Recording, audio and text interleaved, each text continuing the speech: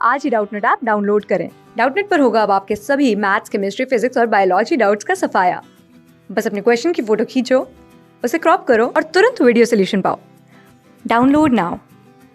Hello friends, देखिए यहाँ पे हमें क्वेश्चन में दिया हुआ है कि ए किसी काम को 20 दिन में कर सकता है और बी 15 दिन में कर सकता है, तो सी की सहायता से वो 5 दिन में काम समाप्त कर लेते हैं।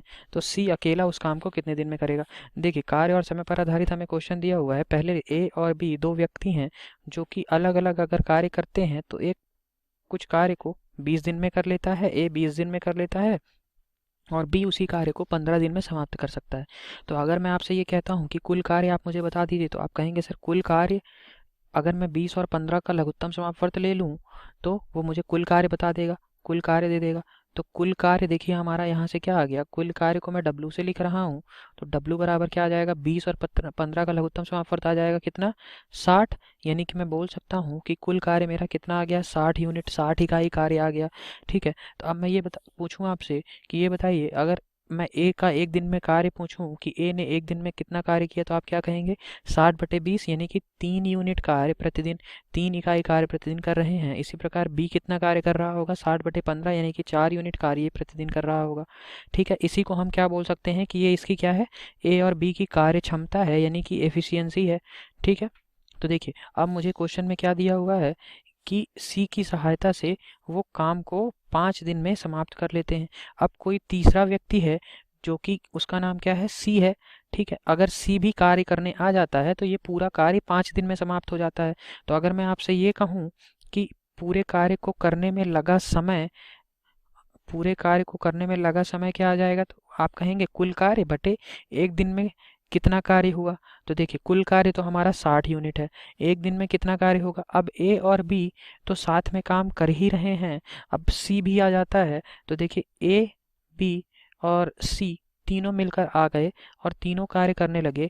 मुझे दिया हुआ है कि ये कार्य 5 दिन में ख़त्म हो जाता है और मुझे पता है कि यहाँ पे ए और बी के द्वारा कार्य मुझे पता है कि एक दिन में कितना करते हैं। ए कितना कार्य करता है, 3 यूनिट प्रतिदिन, बी कितना करता है, 4 यूनिट प्रतिदिन, सी को मैंने माना कि x यूनिट कार्य प्रतिदिन करता है, x यूनिट प्रतिदिन करता है सी कार्य।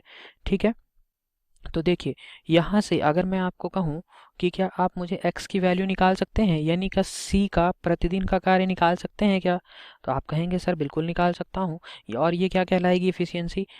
ठीक है, तो देखिए c का प्रतिदिन का कार्य कितना आ गया बताइए, x बराबर, देखिए यहाँ से हम गुणा करते हैं तो ये कितना आ जाएगा, 3 और 4 7, 7×35।